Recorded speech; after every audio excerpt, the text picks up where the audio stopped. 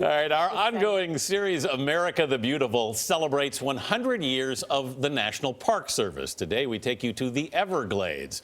The southern Florida swamp is the largest subtropical wilderness in the U.S. Jeff Glor visited the national park to learn about a moment that almost destroyed the natural wonder, how it survived, and the threats to its future. Jeff, good morning. Anthony, good morning to you. Florida would look a lot different if this never happened. It was a timeless bond over an ancient place, and it proved that a couple committed souls could change the course of history. Do people worry about the gators and the snakes? Well, they do for a while. On a swamp walk in the Everglades, Clyde Butcher, a photographer whose stark prints of American landscapes have made him famous, showed us why this part of Florida, this river of grass full of sun and cypress, is so special. It's a living, breathing organism. This is primeval. You get out in this and you lose all touch of reality. I mean, that is reality out there. There's no road, there's no trails. You just go. No roads, no trails, but it almost wasn't so.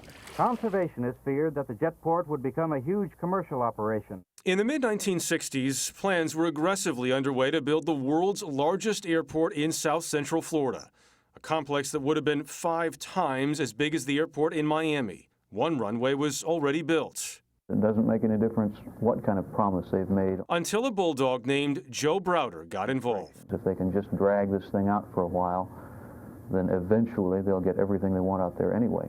Browder, a former local TV reporter in Miami, hooked up with Nathaniel Reed. Florida was my love of life. Powerful environmental voice in Florida politics. You had a chemistry that said, we need to save this area.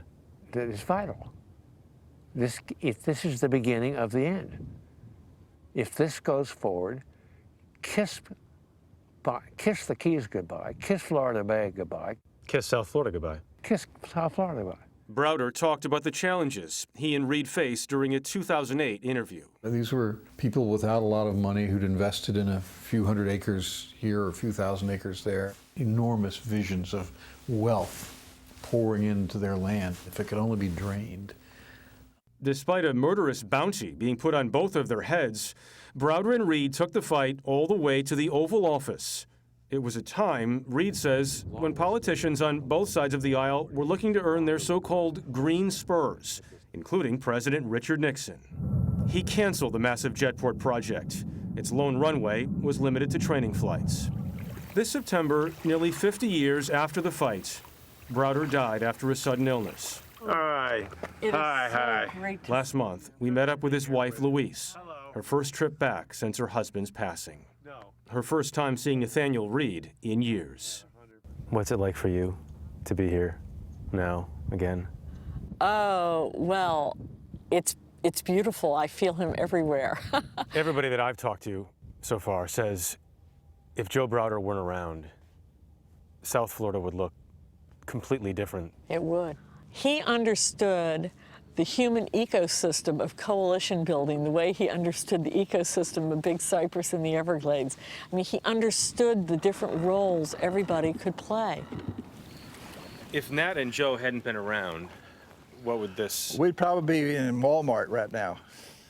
Can you imagine this being Walmart? God, stern. But the struggle to save the Everglades didn't end with the fight over the jetport. Decades of new damage has slowed the natural flow of water from north to south. In 2000, the Senate, by a vote of 85-1, passed a $7.8 billion bill to restore the Everglades for the next century. But the status of that project remains murky. Clyde Butcher is pessimistic. He thinks the Everglades could be gone in 50 years. Nat Reed remains hopeful. You're in the middle of a totally unique ecosystem that's found nowhere else on Earth. It's been butchered, it's been drained, it's been diked in, it's been polluted, and it's still alive. And we have every opportunity in your lifetime, not mine, but in your lifetime, of seeing a highly functioning Everglades system. If the American people say they want it, it's all doable. Just takes willpower.